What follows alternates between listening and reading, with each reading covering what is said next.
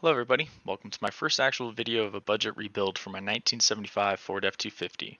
This thing's got the 7.5 liter 460 V8 in it, so it's got a little power. This thing has seen a thing or two for sure, but just like any other classic car, it deserves some TLC. In this video I'll be showing you pictures and videos of the issues I've encountered so far and what I've done to remediate them. Keep in mind this is the first time I've ever done a project like this, so the welds and mechanical modifications will be done to the best of my ability. That being said, let's jump into it.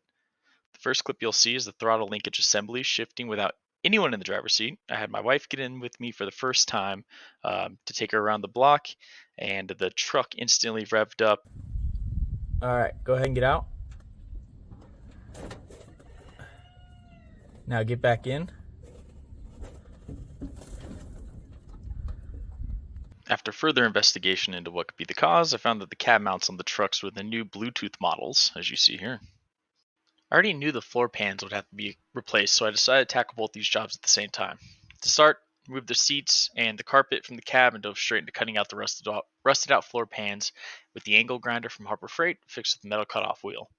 I wanted to document this and note everything down to make sure that I can show how much was spent, as well as show everybody else that you don't need a bunch of fancy tools and expensive equipment to fix these things. You spend a little bit of money at Harbor Freight, you can get the tools needed. You only use these things a handful of times, so it doesn't really make logical sense to spend a ton of money on these items.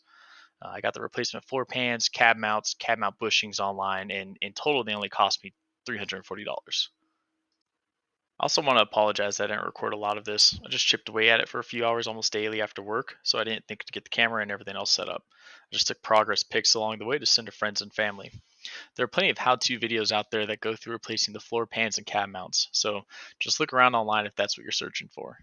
Once the floor pans and cab mounts were replaced and welded in, I decided to prime and seal the floors with bed liner spray from Rust-Oleum. So far it's been really nice, it adds a lot of grip to the floors as well as some protection from the elements. Once I completed the floors, I moved on to addressing the straight pipe exhaust, as that was a bit ridiculous, even for me.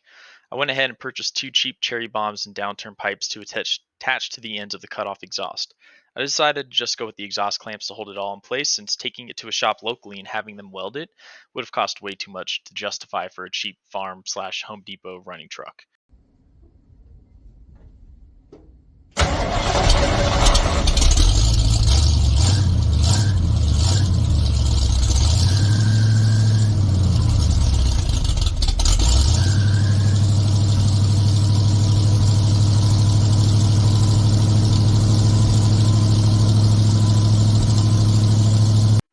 Overall, I'm pretty pleased with the progress so far and plan to make a few more videos.